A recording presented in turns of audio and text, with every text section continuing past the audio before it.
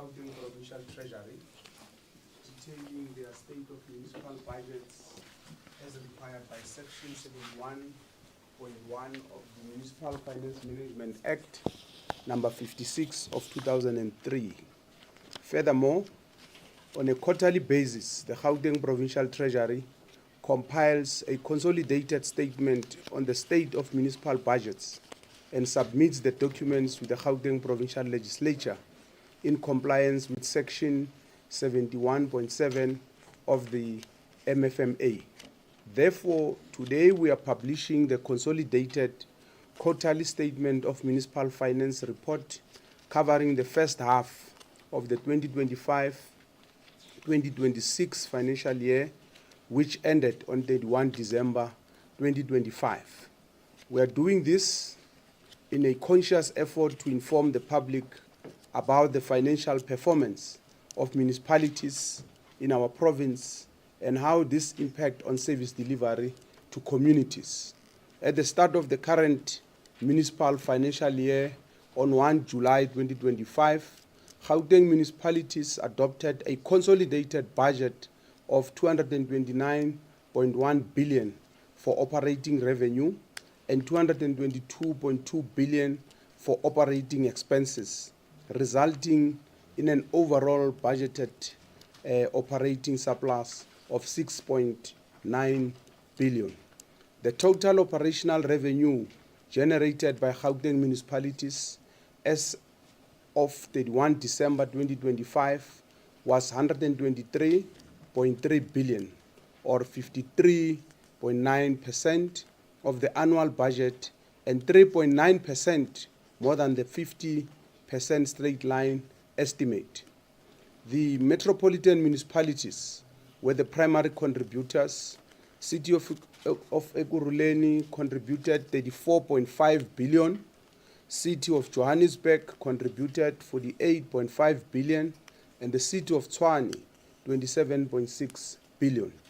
The operating expenditure incurred during this period amounted to 109.2 billion, representing 49.2% of the annual budget, the main contributors being the metropolitan municipalities. As a result, most of Gauteng municipalities have generally been functioning within the adopted budget during the first half of this financial year. However, the City of Johannesburg, Lesedi Local Municipality, Mirafong City Local Municipality, and Rand West City Local Municipality reported accumulated operating deficit during this period. The collection rate for majority of the Gauteng municipalities as at the end of December 2025 was 30.1 billion, or 116%, which is higher than the 95% expected standard as per the MFMA Circular 71. However, the collection rate for City of Johannesburg, Emfuleni Local Municipality, Lesedi Local Municipality, and Mirafong Local Municipality were below the expected norm of 95%. Gauteng municipalities have approved an aggregated capital expenditure budget of 16.2 billion for the 2025-2026 financial year, reflecting an increase from the previous year's budget of 14.9 billion. This represents a growth of nearly 1.3 billion, or approximately 8%, in allocations dedicated to infrastructure development. The capital budget is supported primarily by conditional grants allocated through the Division of Revenue Act number 24 of 2024 that represent national grants of 55%, which is 8.9 billion. Provincial allocations accounting for 8%, which is 1.4 billion. Borrowings for infrastructure development, 22%, which is 3.5 billion, and capital projects that are funded by internally generated funds representing 15%, which is 2.4 billion. As of 31 December 2025, Gauteng municipalities reported expenditure of 5.4 billion, accounting for 34% of the annual budget. Although aggregate expenditure threshold at this stage, except for Rand West City local municipality at 68%, historical trends indicate that municipalities are likely to achieve at least 85% of budgeted spending by the end of the financial year. The following is the performance of individual grants in municipalities as of the 31st December 2025. Municipal infrastructure grant is 62%. All the municipalities have spent above the required 40%. Notable, Lesedi is sitting at 89%. Integrated urban development grant, 52%. Mohali City is the only recipient of the grant, reporting 52% as of 31 December 2025. Water services infrastructure grant is at 46%, and the average spending is 46%. Mohali City is the highest performing municipality with an average spending of 59%, and such a level of expenditure is highly commendable, whilst Mirafong Local and Lesedi performed below the required 40% at 39% and 32% respectively. Urban Settlement Development Grant, 23%. The USDG, as is commonly known, average spending is 23%, which is a grant for metropolitan municipalities. This low spending will likely affect service delivery negatively if acceleration plans on CAPEX spending are not developed and implemented. Neighborhood Development Partnership Grant, 32%. Overall expenditure as of 31 December 2025 is reported at an average of 34%. The spending is concerning and low.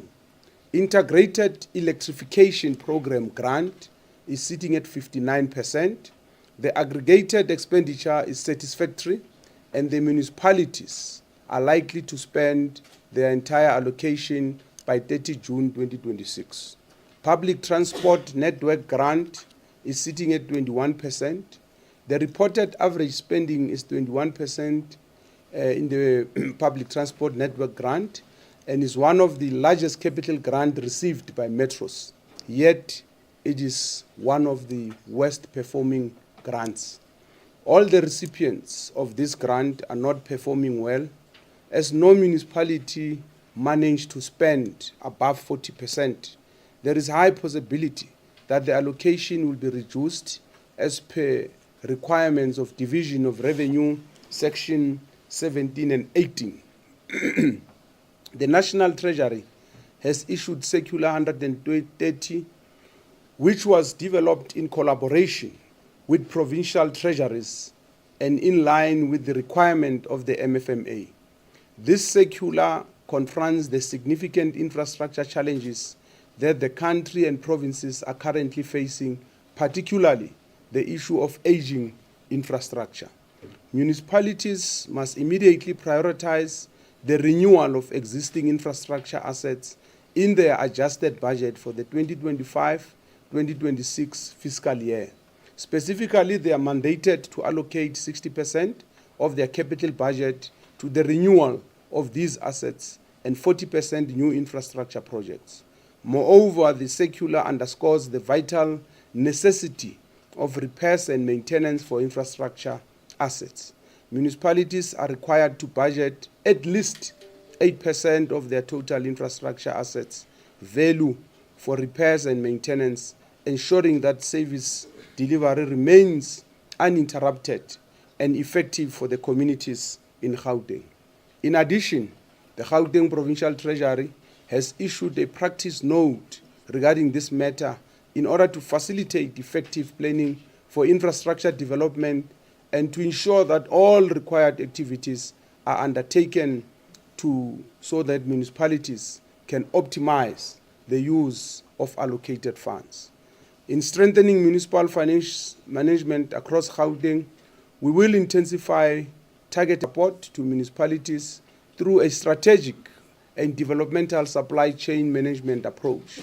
This will focus on improving procurement planning, accelerating capital expenditure and infrastructure delivery, and reducing unauthorized, irregular, fruitless, and wasteful expenditure through strengthened preventative controls. These measures will enhance governance, promote ethical procurement, and ensure that municipal resources are utilized efficiently and transparently to improve service delivery outcomes. As at 31 December 2025, Gauteng municipalities reported an aggregate debtors balance of 165.7 billion. A significant portion of the total debt balance is related to households at 73.3%, commercial at 23.2%, and state organs at 3%. Gauteng municipalities are having difficulty putting credit control policies into practice, which leads to a poor collection rate and ultimately an inability to pay off debts when they become due. The Gauteng provincial government outstanding debt to municipalities amount to 2 billion as at the end of December 2025, following payment of 1.7 million against a total billed amount of 2.19 billion. The debt profile is largely concentrated within the three metropolitan municipalities, the city of Johannesburg, city of Tshwane, and the city of Ekurhuleni, which together account for the majority of the outstanding balance. The main drivers of the provincial debt are the Department of Infrastructure Development, accounting for 51% of the debt, followed by education at 33% and health at 12%. While progress has been made through targeted payments, the current debt levels remain significant and require sustained intervention. In collaboration with the Gauteng Department of Cooperative Governance and Traditional Affairs, we continue to engage municipalities through structured intergovernmental platforms, including the Debt Management Committee, to verify accounts, resolve historical discrepancies, and implement payment plans aligned to available cash flows. Priority is being given to stabilizing municipal finances, preventing service disruptions, and strengthening financial controls to avoid the accumulation of new debt. Gauteng municipalities have reported an aggregated creditors balance amounting to 37.9 billion as at 31 December 2025, which is a significant decrease from 53.2 billion reported in November 2025.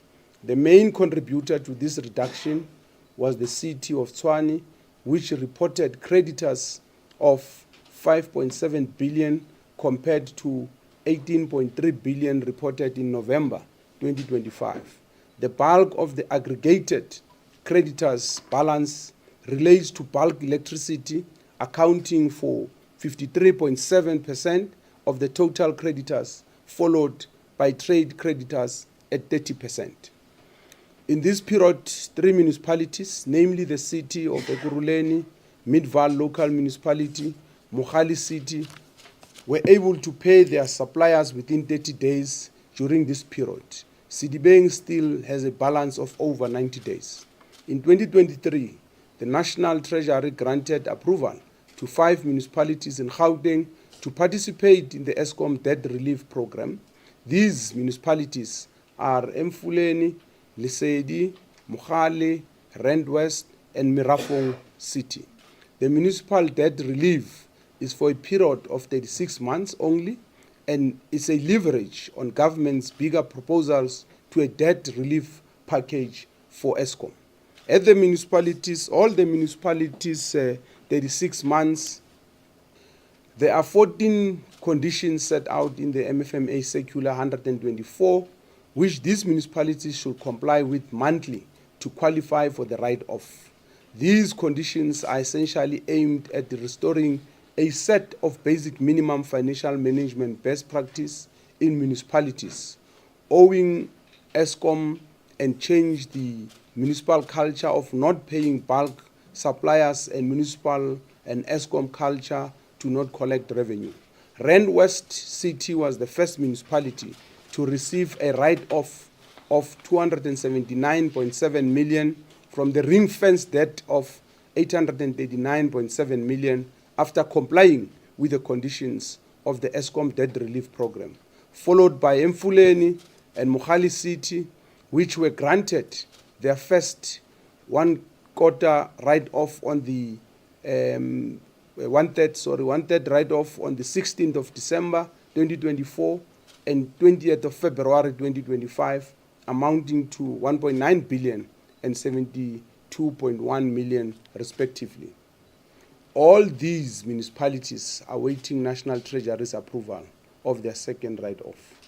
Lesedi and Mirafong City completed the first cycle at the end of November 2024 and second cycle in November 2025. However, a final assessment has yet to be finalized by National Treasury to determine whether they qualify for the write-off or not. Mogale City is one of the best performing municipalities under the debt relief program, and the municipality has adopted a funded budget and continually paying its current Eskom account. Mfuleni local municipality signed a distribution agency agreement with Eskom and entered into a special purpose vehicle agreement with Rand Water Services, which plays a key role in debt management between the municipality and the two entities. Payment of suppliers within 30 days is not discretionary. It is a legal requirement in terms of Section 65, subsection 2, subsection E of the Municipal Finance Management Act. In enforcing the legal requirement that suppliers be paid within 30 days, government is also addressing outstanding debt owed to municipalities by public office bearers. As at 31 December 2025, municipal councillors and officials or workers collectively owed municipalities approximately 165.7 million, with the largest balances recorded in the city of Johannesburg at 74.8 million, the city of Tshwane 36.2 million, and the city of Ekurhuleni 22.9 million. These amounts are primarily attributable to municipal officials.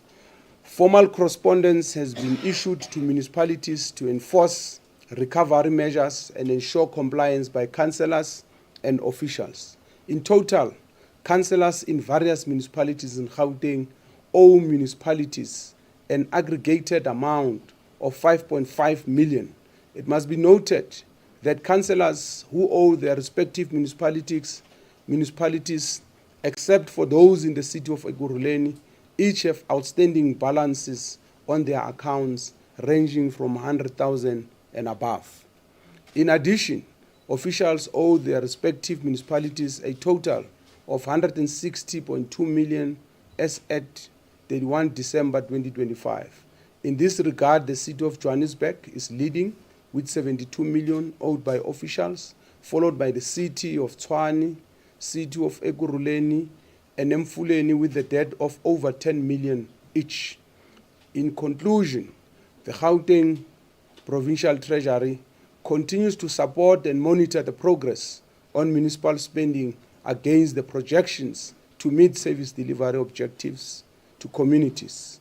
That is why, amongst other things, we have introduced the following initiatives.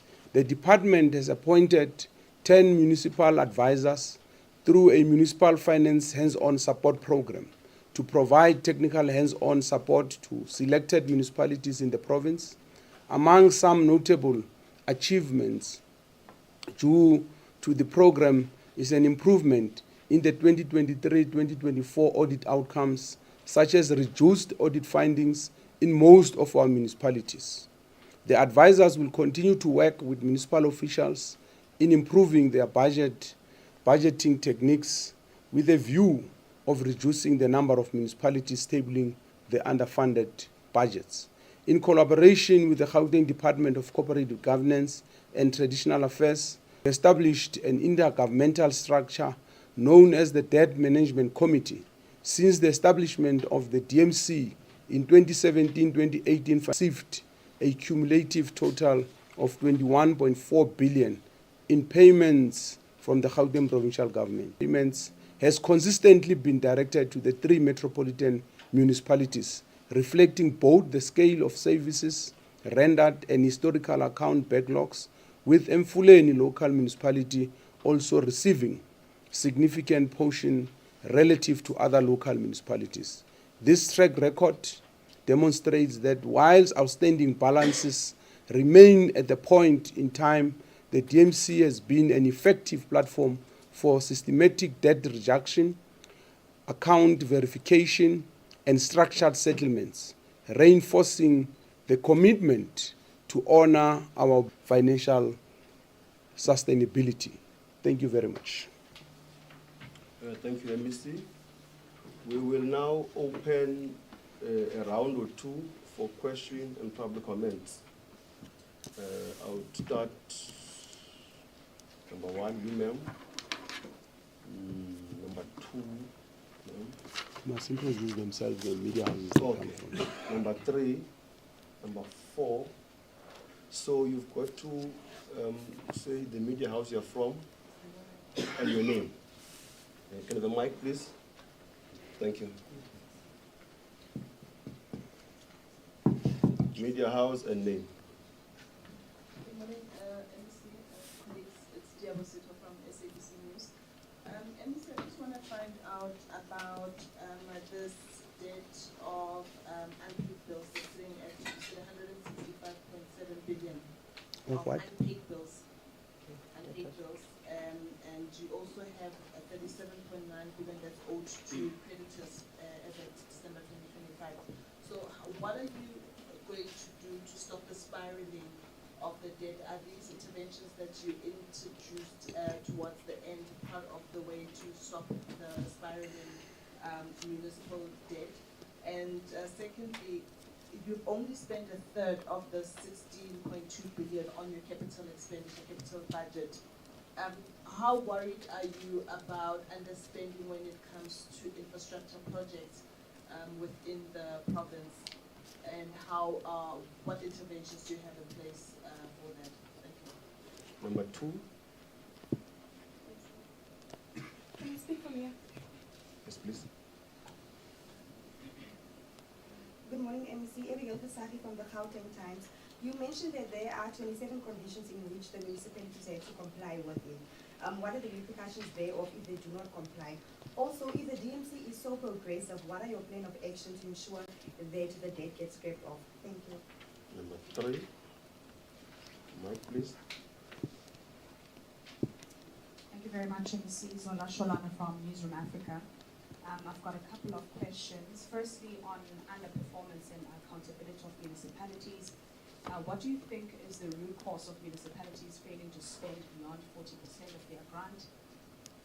And also, maybe a summary of which municipalities are the worst performers and what corrective actions have been taken against those municipalities? And another question on the risk of reduced allocations because of failing to spend their grants as they should. What is the financial impact to the province should these reductions be implemented? Number 4, the last one. Hi, MEC and the rest of the leadership right in here from Netwerk 24. MEC, my first question would be around budgeting for municipalities. How involved is the provincial government in that process? I know in one of the engagements I had with the Premier, he said that there's a need to reform because at municipal level, service delivery is lacking in Gauteng. So what's being done around that and how involved are you in the budgeting process? And then in terms of cost cutting, I know like in Johann of the 89 billion rand spent on salaries, do you think there's a need to cut costs in a way so that this debt that you speak of is perhaps better service from existing budgets, and that it's not a hopeful amount that you hope to collect, but it's actually part of the funded budget, and then you service and lower the debt in that way perhaps. And then the Commander-in-Chief of the EFF mentioned on Friday that they will not be supporting your budgets going forward. What's the implications of that political decision, MEC? Because that could definitely trickle down and cause a very problematic situation. Thank you so much. MEC on the panel. Is the question you want to answer?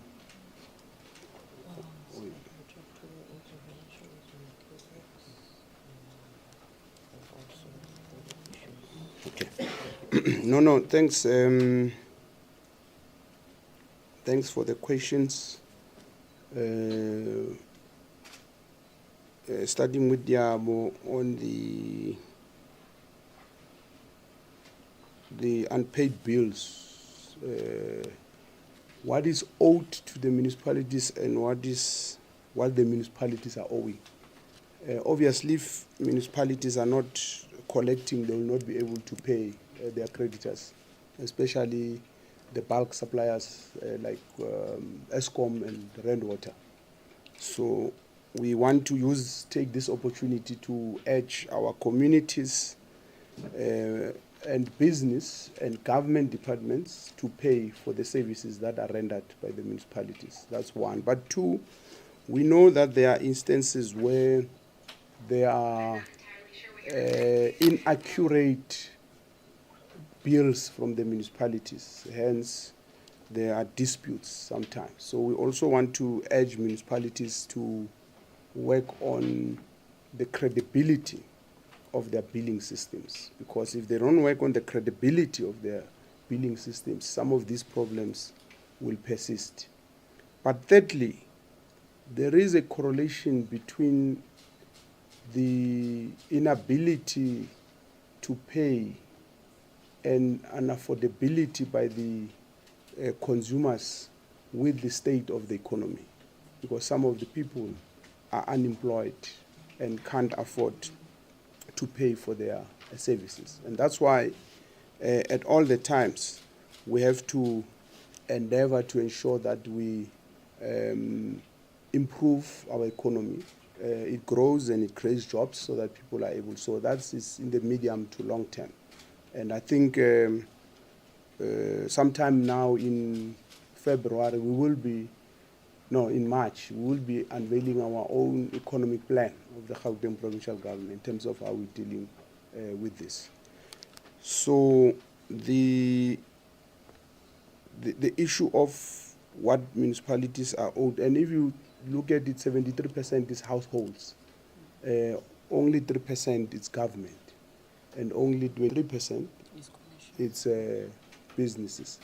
So we'll need those businesses to pay, because that 23% it's significant and it can help to deal with many other issues. So I hope that answers your question. The second question on the 1/3 that is only spent on infrastructure, it is of course concerning and worrying for us, because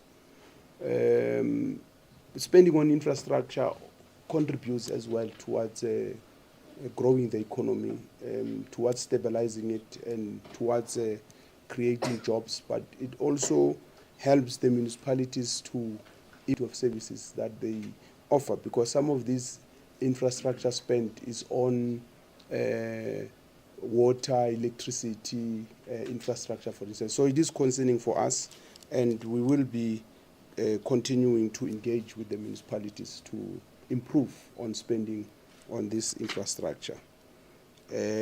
So Abigail, the conditions we're talking is not 27, it's about 14. Yes. So I might have missed that, but on those 14, what it means is that if you don't respond positively as a municipality, you will not benefit from the debt recovery program as introduced by Treasury. And the implications is that your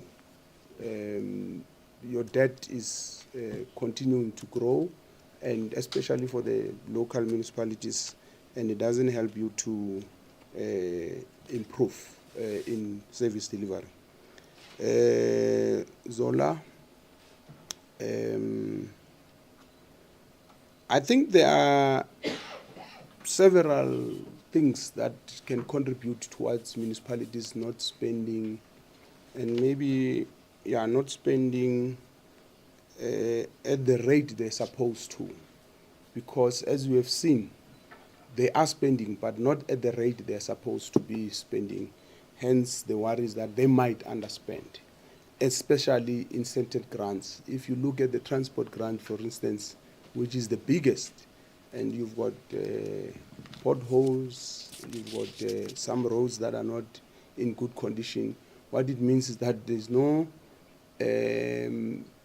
problem of money to a larger degree, especially if the money is not spent. So you can't say there's a shortage of money when you're not spending it. So there are several reasons, and one of them might be lack of proper planning, one, and two, it might be depending on municipality by municipality, because the municipalities are not the same. It might be shortage of adequate skills to help the municipality to be able to spend the money. But there might also be a problem of appointing wrong service providers who don't have the capacity. But it varies from project to project, and as I've said, there are several reasons. I think on the statement we do show you there in terms of how municipalities are spending. Their performance varies from grant to grant, so you can't say this is the worst performing or not. One municipality might be spending well on one grant, not spending well on another grant and all that. So it varies, and I think the detail on the statement should be able to help you make a determination. The reduction of budgets on municipalities has got a huge implication for service delivery, and that's why we want to make sure that municipalities spend their money and there's no municipality that returns money, because I think that should be seen as a crime against humanity, especially when you are facing huge problems of unemployment, of poverty, economy is not doing well. It can't be explainable why people can't spend resources. So we would not want to understand why people don't want to spend. We want to see them spending. Brayton, the municipality is involved. I'm sorry, the province is involved because to answer this question, let me answer it this way. As you know, we have a unitary system of governance in the country, and even our distribution of resources emanates from that unitary character. The Division of Revenue Act directs on how money must be distributed, starting from national, provincial, and local. And then that's one important point to understand. But as you know, municipalities largely depends on the rates and taxes that they collect and other revenue sources. And they also have what they call IDP process.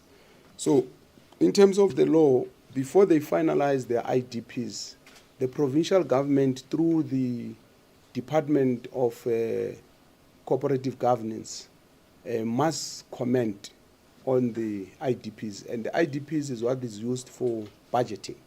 Whether that process is as effective as it's supposed to be, it's another issue that we can discuss. But there is participation and interaction between the municipalities, province, and even national. In fact, at the national level, the minister has a forum called the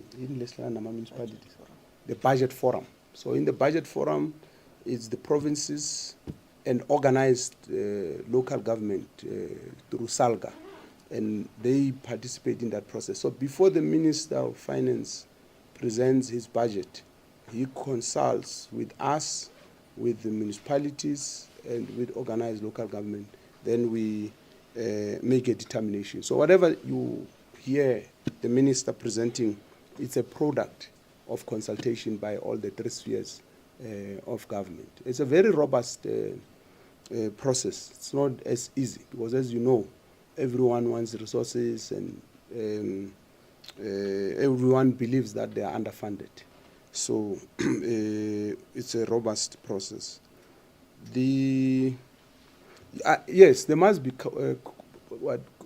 not cost containment, but especially on the administration costs. We should strive to direct most of the resources towards, for instance, Gauteng government. Our stance is clear. Currently, our budget, 40% goes to salaries and administrations. Am I right? No, 60%, yes. So 60%, yeah. So we would want to encourage municipalities as well to have a balanced ratio. Cities like Joburg, you know, there's been a history as well. When Mr. Mashaba was a mayor, you will know there were certain decisions taken which I think have also had an implication on ballooning their salary bill and all that. We can talk about that some other time. And then, you know, I thought this question you won't ask it because you will. So the EFF says they won't vote for the budget of the. Okay, the CIC of EFF says the MEC of Finance budget. So it's not my budget. I don't have a budget. So I just present it. And I expected that you'll ask this question. So I thought about how to respond about it. Of course, we want everyone's support for the budget. We of course, we want everyone's support who's in the legislature. That's the first thing. And we want to appreciate the support that all the parties have given, your EFF, MKP, and the parties that were in partnership with in the Provincial Government of Unity in the last 2 years. It has made our life a bit easier. But we are confident that we will be able to pass our budget. And we'll talk about this when we present the budget. I think on the 10th of March, we'll be presenting the budget. So I don't foresee a big problem in terms of passing the budget. And we will continue to engage with all parties, including the EFF, because you will know that they have reasons why they have taken that posture. And one of the reasons is what happened in Eguruleni between them and they have a right to participate or not participate in any process. So it's their discretion, and we respect it. But we will continue to engage with everyone because we definitely want a budget that is supported by the majority in the legislature, a budget that works in the interest of the citizens of Gauteng. So at this point, we will say that we hope for the best. And when we have started the process of preparing for that budget, which we will present on the 10th of March. Yeah. Is there anything you wanted, Chief Director? Any addition? I just wanted to indicate on the part of, as MEC has indicated, that when it comes to the debtors in municipalities, first and foremost, we have a responsibility as enshrined in the Bill of Rights that everyone is entitled to basic services. So it means in trying to deal with a component of the population that is not capable of paying for their services, we work with national because the minister would come up with what we call a local government equitable share. So they compensate the municipalities for those services. And what is key in that, you need to make sure that you have an accurate indigent register, which is what working with the Gauteng province, we are trying, working with the municipalities to come up with a credible indigent register, as you're all aware of the high unemployment rate we are facing in the country. So those are some of the initiatives that we are looking at. And I think another contributory factor when we talk about the poor performance of CAPEX, as MEC has indicated, issues of poor planning, poor performance by contractors, but we also have situations where sites are closed by communities for whatever reasons, which are mostly related to the awarding of the tenders or issues like that, which is something that requires then community engagement. So those things result in delays in finishing some of the projects that we are dealing with. So I think, MEC, those were the issues that we're looking at, and the interventions we're looking at is the pre-planning, because, you know, we've seen instances that as much as a municipality has a project in its IDP, which happens way before the start of the financial year, but issues of coming up with the specifications for that particular project only commences after the financial year. We know that the budget must be approved, but a document, because when you have specifications, it doesn't mean that you are already advertising, because it's important that by the time you advertise, your budget has been approved. But planning means that you know what are the specifications for the project that you are looking at. So the developmental SCM approach that we're looking at, those are some of the aspects that we're looking at. And also developing a bank of specifications, because we find that some municipalities, because metros would have more experience and more qualified people working in the municipalities. We share that expertise by ensuring that specifications, the smaller municipal coverage on the work that has already been done by the more advanced and developed municipalities. I think I'll leave it at that. Oh, and lastly, on the part of the budgets, our role is that before the budget is even tabled at council, the team, which the chief director is part of, our municipal financial management team, reviews those draft budgets and provide inputs into what the municipality should ensure is in place, and because it's another thing to have a budget, but what is important to ensure that your budget is backed by cash. So the trends of the past will determine if you know what you're budgeting for. Will you be able to generate the income to actually support that budget?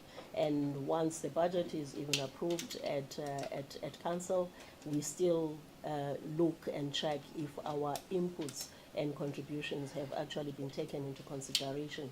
And should we find that in some municipalities budgets are unfunded, then they need to produce a budget funding plan that we monitor on a monthly basis and continue to support them in that regard. Thank you, Mr. Thank you, HOD. Thank you, MEC, on the panel. I would like to check if there's any follow-up questions, just one last round. Then would allow media houses to come for one-on-one after this. Number 1, number 2, number 3, number 4, number 5, number 6. In that order, thank you very much. Number 1.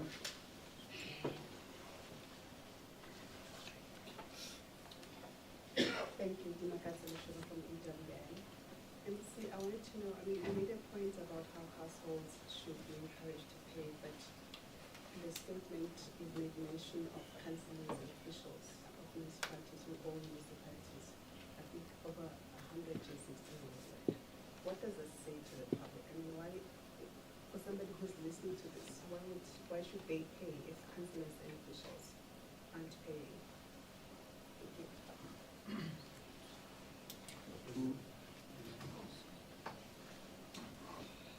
Thank you, MEC. Brighton here again from Netwerk 2020. Just the last one. I know there's this buzzword going around artificial intelligence. MEC, is there a need perhaps to invest in AI to increase productivity at municipal level? Is that perhaps a good starting point for government adopting this new era we are entering? Thank you.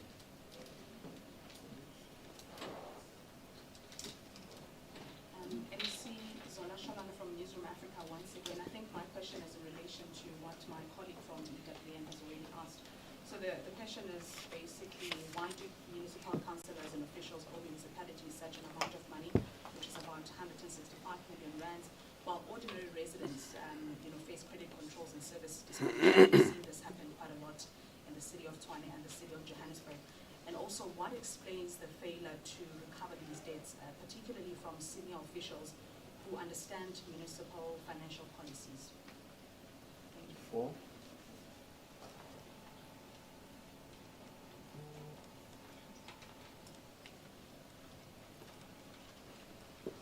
Good day, MEC and colleagues. My name is Mposa Haruna from the Gauteng Times. I just want to ask MEC, after all is said and done, when will Treasury probably stop providing intervention support to municipalities in accordance to MFMA, to maybe dissolve non-compliant councils entirely? What are you saying? I'm asking, when will the Treasury actually maybe take a harsh stance, and dissolve non-compliant councils entirely for these financial mismanagement issues that are around, in accordance to the MFMA. So, instead of just giving them a slap on the wrist and maybe trying to give intervention support all the time, when will a harsh stance be taken?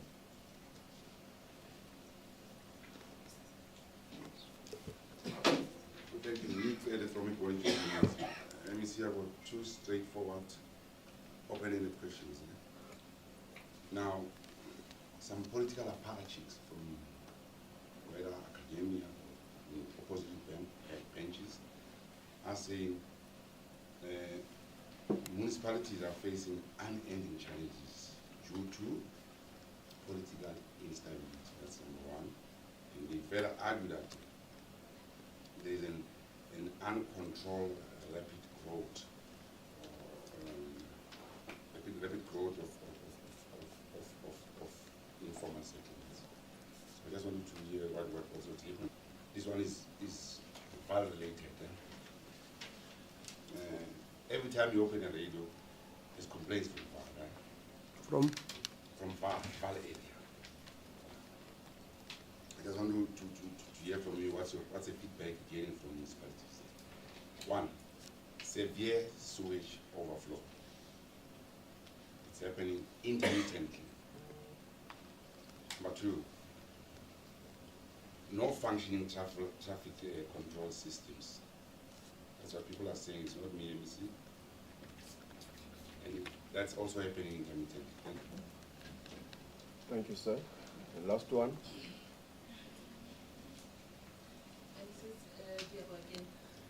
I would like some information with regards to the indigent program on the back of the fact that the economy obviously is not doing well. Are you perhaps seeing a trend of more families applying for the indigent program? And if you have those numbers, can you just share with us? And which municipalities are seeing more applications for the indigent program? And then lastly, in your conclusion, you talk about the affordability advisors program, the 10 municipal advisors.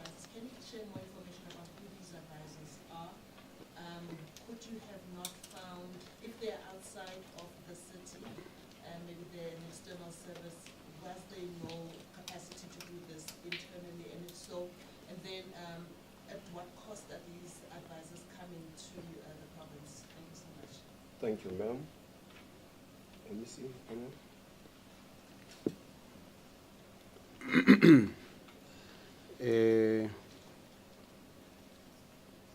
No, thank you.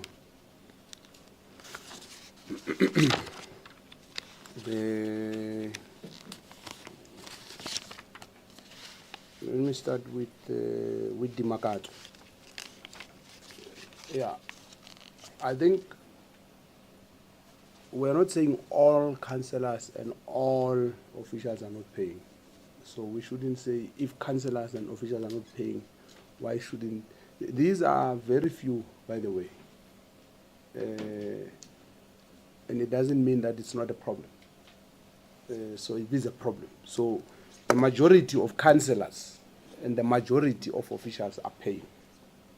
So that's the first thing. But there are few who are not paying, who are in the system. And that's why we are highlighting it, because we want all of them to pay. So everyone must pay. So we can't hide this, because we talk about households, commercial, government. As you can see, we are, if you like, you can call it naming and shaming. Not just households, not just commercial, not just government departments. We've even stated which government department is owing how much and all that, and which ones are the biggest. So it's about being transparent and making sure that and we did say that I have written a letter to the mayors and the speakers to ask them to deal with this. And we will have to think about more measures. One of the things you might have to look at is to check if the law allows you to dock their salaries, for instance. If the law allows. So if the law allows, we will definitely do that. Or rather, encourage municipalities to do that. We would also have to, at some point, look at the possibility of naming and shaming, especially those councillors, so that municipalities must know who's not paying, because all of us must pay. We even said we must not just look at those who are working in the municipalities, even those who are working in government, province, national, state-owned agencies. Everybody has to pay, because those are people who are employed. So we encourage everyone to pay. Citizens, everyone, business, everyone, and people who are working in these municipalities.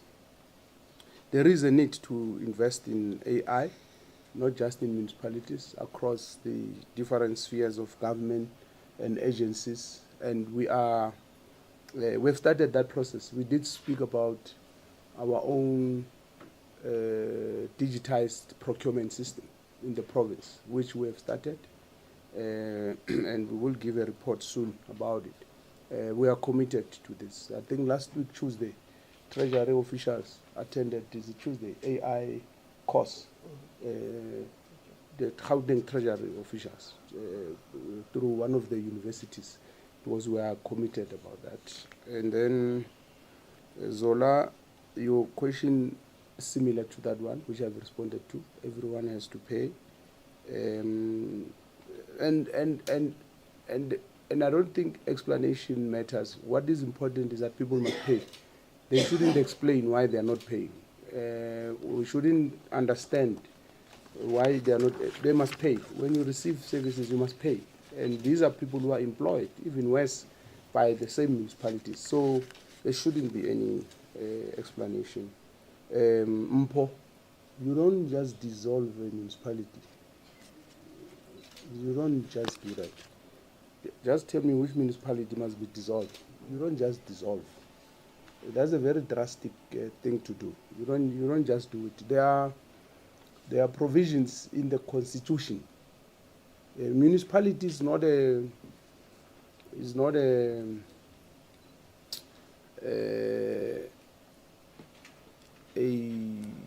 subordinate of a province where you just wake up and say we dissolve you. It doesn't work like that. There are 3 spheres of government in our country. Each one is autonomous. And in the constitution, there is a provision for I think the section 139, which says that you must follow certain steps.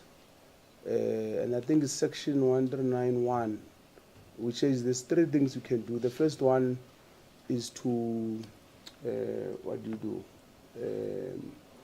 You can intervene and alert the municipality in writing, you are not doing this and that. The second one, you can issue instruction notes to the municipalities. You are going to do this and that.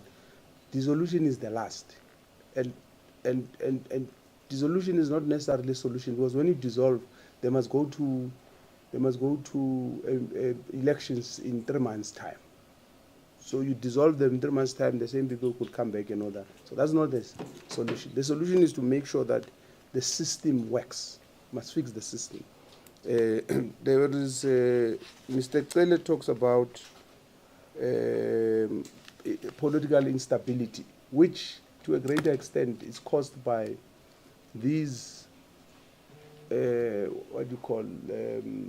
coalitions since I think 2016 or so, and it has gotten worse after the 2021 elections.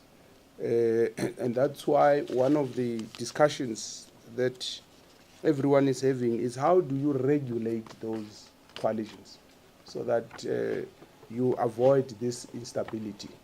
You don't have a situation where every month you have a new mayor in a municipality. It causes instability. So there has to be regulation of these coalitions.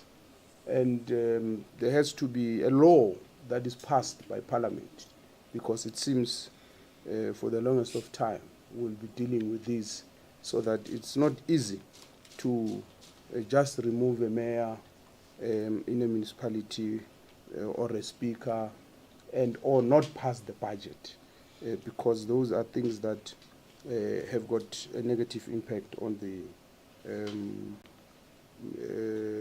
residents.